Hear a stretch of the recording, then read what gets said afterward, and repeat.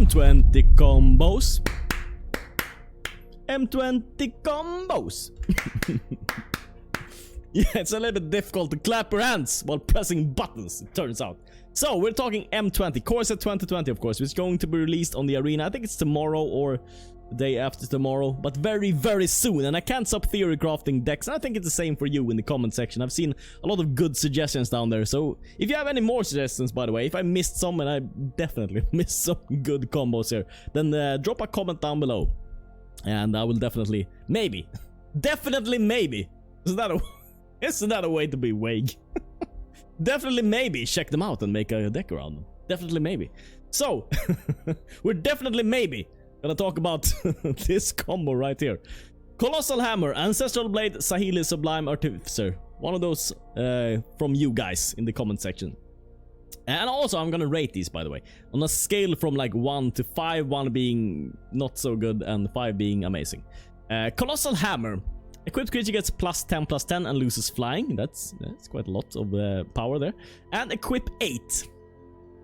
That's a little bit costly. Ancestral Blade. 1 colorless, 1 white. When Ancestral Blade enters the battlefield, create a 1/1 white solar creature token and attach Ancestral Blade to it. Equipped creature gets +1/+1 and you can equip for 1. Saheeli, Sublime Artificer. 1 colorless, 2 blue. Whenever you cast a non-creature spell, you create a 1/1 servo and -2. Target artifact you control becomes a copy of another target artifact or creature you control until end of turn, except an artifact in addition to its other types. So, I probably didn't need to read all of that, but you play Colossal Hammer turn 1. Turn 2, you play Ancestral Blade. Turn 3, you play Saheeli, and you turn the Ancestral Blade into a Colossal Hammer. Think about it! You have an 11/11 on turn 3 attacking in. That's pretty strong, actually.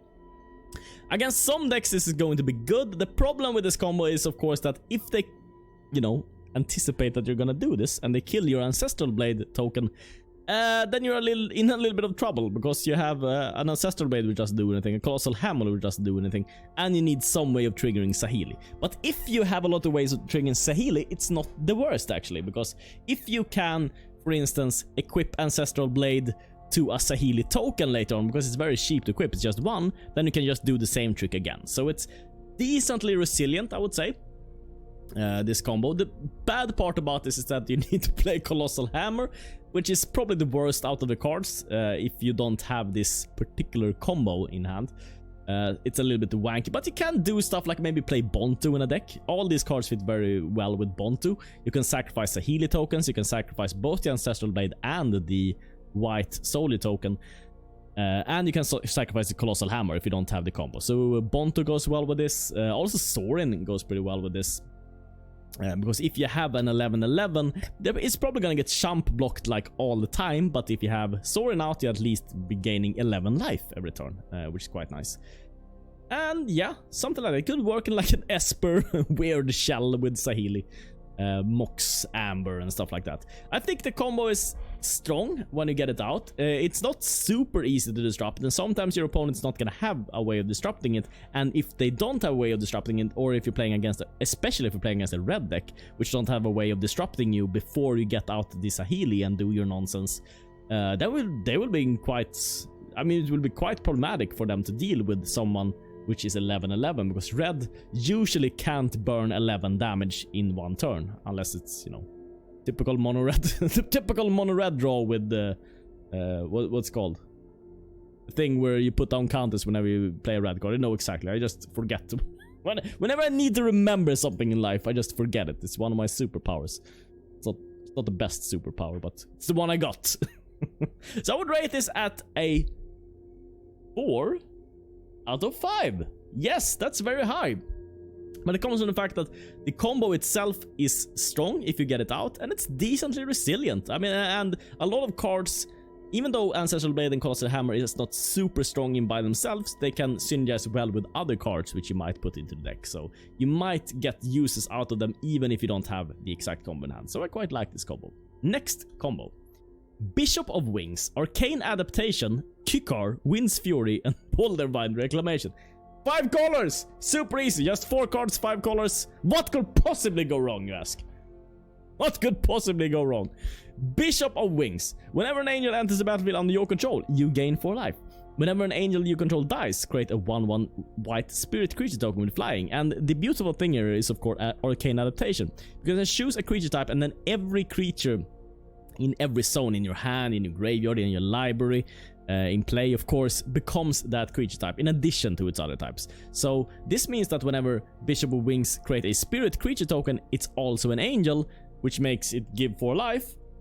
And also when it dies, it creates another angel, and creates another angel you can never get rid of. Whatever it is, if you don't get rid of Bishop of Wings. Which, by the way, when it dies, will create a spirit token, which is also an angel, which also gives you 4 life. So, that's pretty cool. Just Bishop of Wings and Arcane Adaptation is very good in by itself. But if you add on some other cards, you can actually win with this also. Kickar Wind's Fury is one way. Whenever you cast a non-creature spell, create a 1/1 white spirit creature token with flying. That's not the most important ability here though.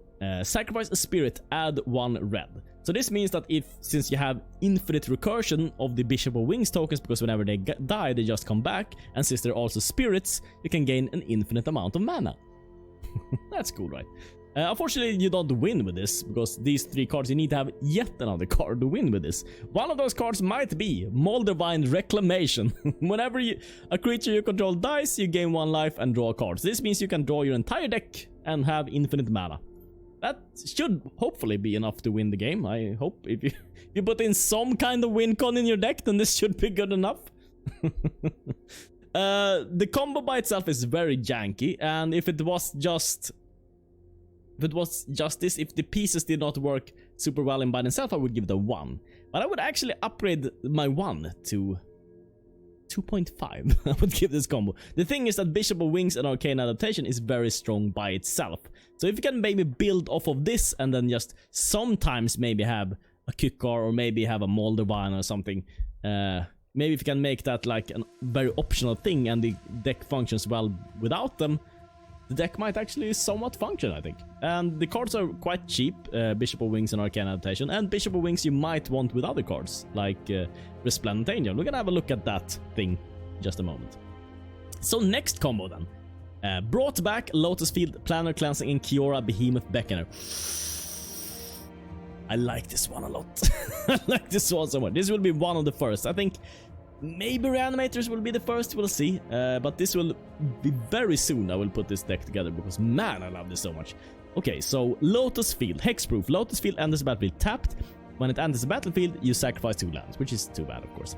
And add 3 mana of any one color. But, of course, use a little tricker. Brought back. Choose up to 2 target permanent cards in your graveyard that were put there from the battlefield this turn. Return them to the battlefield tapped. This is pretty amazing. So turn 3, you can put down a Lotus Field and bring back your 2 lands, bringing you to 5 mana. I can't even... Oh, wow. 6. 5! And then next turn you can add 1. Have 6 mana. Play your Planar Cleansing. But probably when you've been fiddling around with this, your opponent has been putting down a lot of creatures and stuff like that. So you need to Planar Cleanse. And Planar Cleansing goes so well with Brought Back. Because even though you clear your own things, like you maybe clear your own Kiora and stuff like that, you can just bring them back and your opponent is left with nothing. Which is pretty amazing. And since you have so much mana with Lotus Field, you can probably get this off, I think. And then we have, of course, Kiora Behemoth Beckoner. It's such a good card to have with Lotus Field. You untap Lotus Field, you get 3 extra mana from having Kiora, and if you even have creatures with trigger with Kiora, it's just insane. Just insanely good. So I quite like this combo. The thing is that every piece in this is good in by itself. This Lotus Field is good in by itself. It doesn't matter. If you don't have Brought Back, it's fine. At some point you'll find Kiora and you will get 6 mana from your Lotus Field, which is amazing. Brought Back is good by itself. It doesn't matter if you don't have Lotus Field, you can still use the Planar Cleansing. If you don't have Planar Cleansing, maybe you have, I don't know, a small Narset or Teferi out or something, and you can just threaten to Brought Back, or if your opponent doesn't know about you having Brought Back, then whenever they kill your Narset and Teferi, just use Brought Back. And then next turn you will, start with 2 Planeswalker refreshed with full loyalty, which is quite amazing. And Kiora is of course amazing with Lotus Field, and if you have some creatures to go along with this, it's super good. So every card is good in by itself, so it will get the highest rating. 5 out of 5, yes! I suspect that this will actually be a play deck, and it will become a new archetype. I don't know exactly which colors will be included. It seems like blue-white are kind of the obvious choice here, since we have both Brought Back and Kiora Behemoth Beckoner, but you could do full mono blue with this. You could do something like my mono blue deck, if you saw that deck for instance, and you could add in, instead of brought back, you could have this is the triggered ability when it enters the battlefield, sacrifice 2 lands. You could use, there's a new counter which can counter triggered abilities and legendary cards, which is very good, and you can use the old Repudiate, which can copy creatures, and that could be quite good with Kiora Behemoth Beckoner. Let's say for instance you play the 3/3 or the 3-mana Djinn in blue, for instance, which gets power from every island you have. It's not maybe super good with Lotus Field, but let's say you have that, for instance. It will then trigger Kiora Behemoth Beckoner, and you could either use Repudiate to counter the ability of Lotus Field when it comes to play, or you could use that ability to copy that guy, which will then trigger Kiora and stuff like that. So there's a couple of things, a couple of nice things you could do with mono blue also. But I suspect that this will be blue-white, but we'll see. We'll see. It seems very, very strong, and I anticipate it to change. I mean, to change standard a little bit. Next combo: Flood of Tears Omniscience. Flood of Tears. Return all non-land permanents to their owner's hands. Gotta fix the camera. The sun is setting. The sun is setting quickly, and I like it. I like it in the dark ways. Return all non-land permanents to their owner's hands. If you return 4 or more non-token permanents you control this way, you may put a permanent card from your hand onto the battlefield. And of course, you want to put Omniscience onto the battlefield. So Flood of Tears is quite good, I think, because it's good in by itself. First of all, it's very nice returning all your opponent's stuff to their hand, because that means if you're up against an aggressive deck, they probably get stuck with so many things in hand, especially if you pair this with other things, like if you have Callous Dismissal, the Fairy Time Raveler, and then you put Flood of Tears down, it's like, yeah, they will have all the cards they ever drew, you know, in their hand, and they won't be able to get enough things out. So that's quite good in by itself. But it's also very good if you have Flood of Tears with Planeswalkers on your side, like Narsets and Teferi's, because you can refresh them by returning them to your hand, and you can also kind of use it as a board sweeper, so it's good in that way. And if you have 4 or more permanents, which is not super difficult, let's say you have like a Mox Amber, you have maybe a Fubbalipothup, a Narset, a Teferi out, and then you play Flood of Tears, put down Omniscience, and then you like win the game, because there's so much card draw in a deck like that, you can probably recur your entire deck and you can win that way. So the combo is very strong. I think it's a game-winning combo. It's one of the few combos that we're gonna see which actually wins you the game if you get it out, or very, very likely wins you the game, unless you don't have any other cards in hand, which is very unlikely since you have Flood of Tears. So you're probably gonna return your Narset, put down Omniscience, then put down Narset, and then, you know, search for whatever cards you need to win. But the problem is that you're gonna have to have Omniscience. You're gonna have to naturally draw into Omniscience. You probably can't search for Omniscience, so you're probably gonna have to have between 2 to 4 Omniscience in your deck, and that's gonna hurt your consistency a lot, I think, especially against like mono red. I mean, if you have a hand and you happen to draw like 4 Omniscience, you're gonna be so sad against them, because you can never get them out, and it's gonna be difficult to get Flood of Tears off. I mean, the ability to put a permanent into play off if your opponent is very aggressive and they keep you on very low permanents. They kill your Fubbalipothups, they kill your Teferi Time Raveler and Narsets and stuff like that. It's gonna be very, very difficult to get that side of Flood of Tears off. So you might not get the Omniscience down then. But I would rate this at a 4 out of 5 for the thing that it's very simple. It's only 2 cards. Flood of Tears is very strong by itself, but it's a little bit bad since you have to play Omniscience, and Omniscience will screw you over from time to time. So consistency wise, you would be a little bit on the weaker side, I think, with this combo. Next combo! Rotting Regisaur, Blood for Bones. And then you can either use Villis Broker of Blood, or you can use Dragon Mage, or you can use anything, I mean. But these are the cards that I kind of like here. So, Rotting Regisaur. It's a 7/6 for 3, by the way. That's quite amazing. It's quite amazing, especially against a red deck, which like can never probably get rid of this. And at the beginning of your upkeep, discard a card. So you can discard a Villis Dragon Mage, and then you can play Blood for Bones. As an additional cost to cast the spell, sacrifice a creature, and then return a creature card from your graveyard to the battlefield, then return another creature from your graveyard to your hand. So I'm not exactly sure with Blood for Bones if we will also be able to return Rotting Regisaur. It seems like that to me, because as an additional cost, you sacrifice Regisaur, so he is in the graveyard when you get the ability off, I think. But I'm not a rules nerd, so I don't know exactly how this works. But if that's how it works, it's very, very good with Blood for Bones to follow up on a Rotten Regisaur. Otherwise, it might not be as good as I think, but it's still strong, I think. So, because you can get it out on turn 4. So Villis, Broker of Blood. Whenever you lose life, draw that many cards. Again, very strong against mono red, because if they burn you, you will draw your entire deck. And then you can pay 2 life. Target creature gets -1/-1 until end of turn. So you want, of course, combo Broker of Blood with something that deals damage to you. It can be any. I mean, it can be a land which deals damage to you. Anything that deals damage to you. Anything that can pay life or something. And Villis, Broker of Blood will be amazing. Dragon Mage, I think, is another very, very strong card here. Whenever it deals combat damage to a player, each player discards their hand and draws 7 cards. So this might be weak if you play it with Blood for Bones, but there's another reanimator spell which gives a creature haste. It costs 5 mana though, but it comes into play with haste. And putting that down and playing Dragon Mage is pretty good, because you attack in and you get a new hand. Of course your opponent gets a new hand, but it's probably more beneficial for you because you get more creatures down into your graveyard, which is very good for a reanimator deck. And a reanimator deck is usually very costly with its card. It needs a lot of cards. It needs something to put something into the graveyard, and then it needs something to reanimate, and then it needs some spell to reanimate with. It needs a lot of parts, and I think Dragon Mage can really help with that. And also if you have something like a Narset down or something, your opponent will not draw all those cards. They will only draw 1 card. Which is quite amazing. They will lose their entire hand and then draw 1 card. That could be quite a nice combo. You might even want Narset in a deck like this anyways. Might be like a Dimir thing. I'm probably gonna start off mono black doing this, but you could do this as Dimir. You could probably do this in a lot of ways.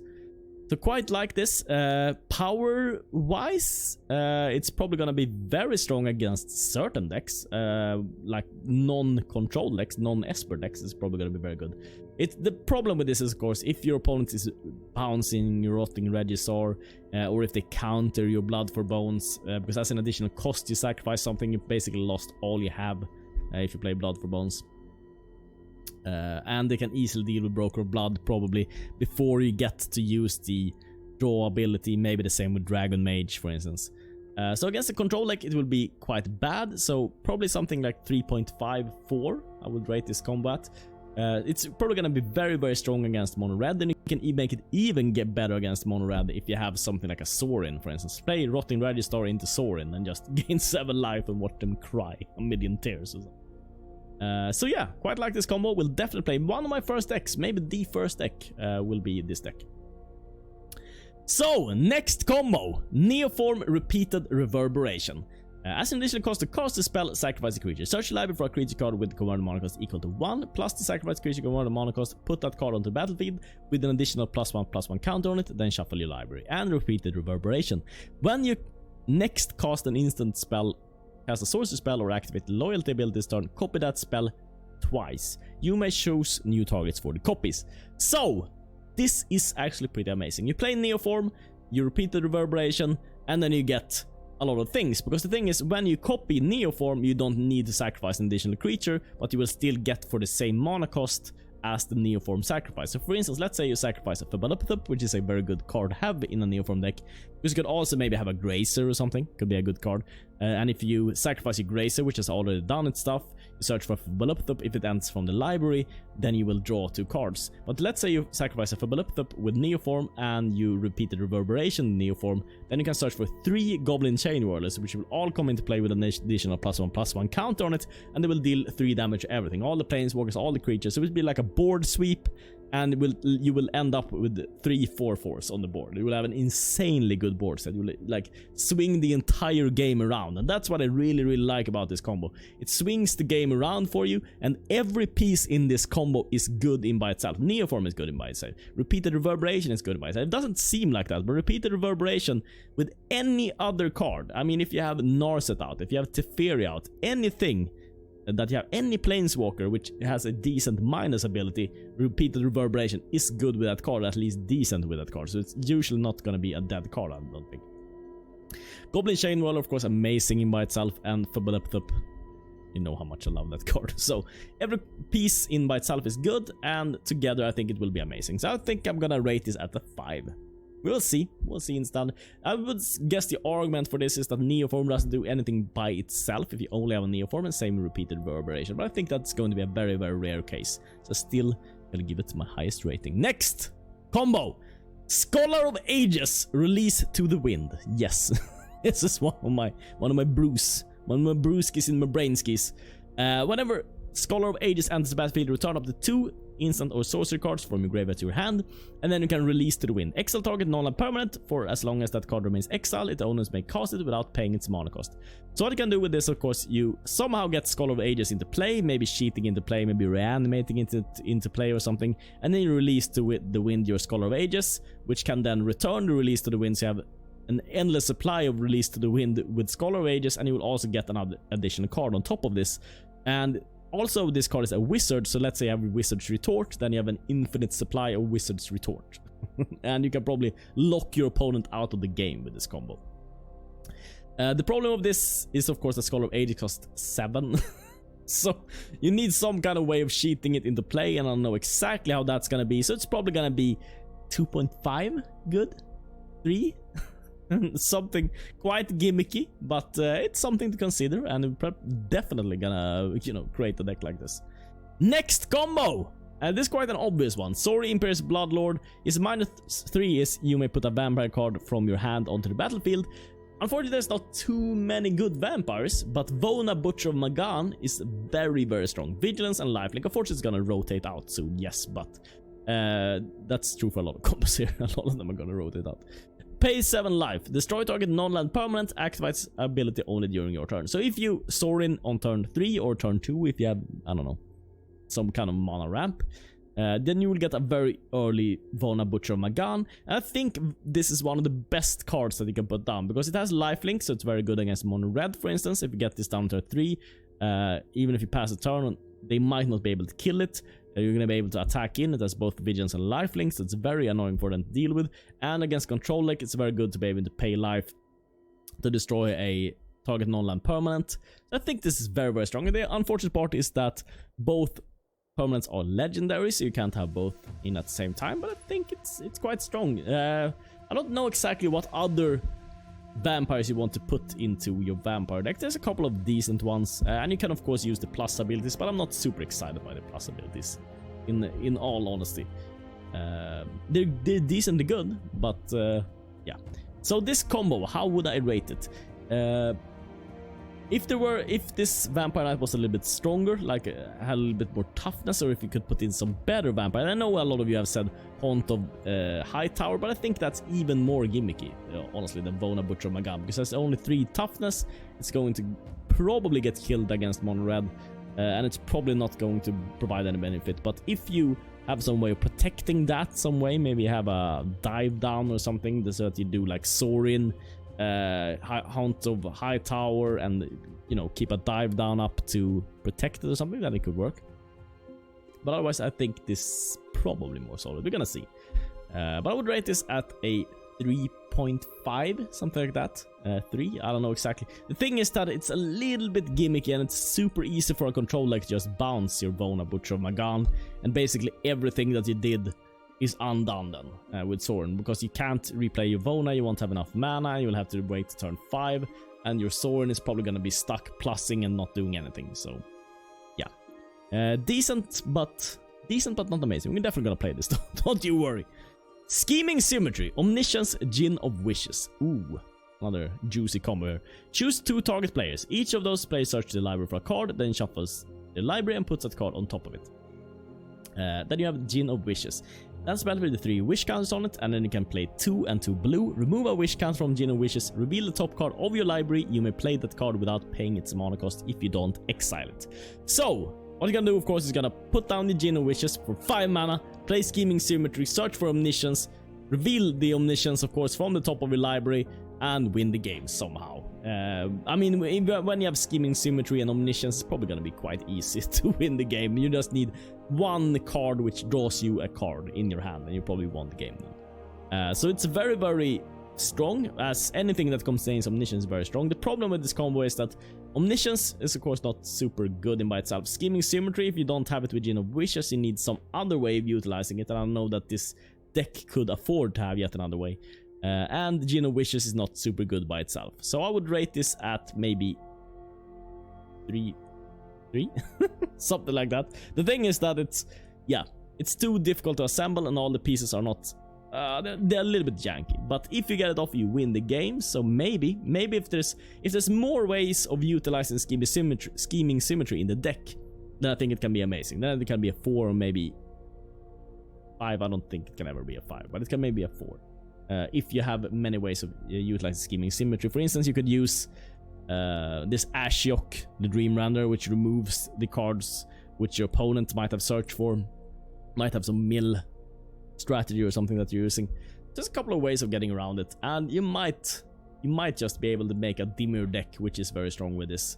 But I think it's a little bit gimmicky, and that's why my final score will be a 3 for this. Next combo! A John is welcome. Bishop of Wings, Resplendent Angel. This is more of a synergy, it's not super combo. Yeah, a lot of these are a little bit more of the synergy side and not so much combo, but a John is welcome turn 1. Whenever a creature enters battlefield, you gain 1 life. Bishop of Wings turn 2. Whenever an angel enters battlefield, under your control you gain 4 life. And then turn 3, Resplendent Angel. At the beginning of your end step, if you gain 5 or more life this turn, create a 4/4 white angel token with flying and vigilance. So this is the first time where it's actually quite easy to turn 3 be able to get off the 5 life to get the 4/4 angel. You don't need to have a John Swallow. You can have anything which gives you 1 life. You can have the flying 1/1, for instance. You could have the Hallowed Fountain, for instance, could work. And then just Bishop of Wings. And I think Bishop of Wings is strong in by itself. It has very good stats, actually. Very good defensive stats. 1/4 is a million times better than 1/3. There's so many things which deal 3 damage in this game. Not as many that deal 4 damage. So that's pretty good. Yeah, it's a solid creature. And if you have a lot of angels in the deck, it's going to trigger again and again and again. And you might add in a lot of other good angels in this deck. So I think this is quite solid in by itself. The only problem is that you need to play something.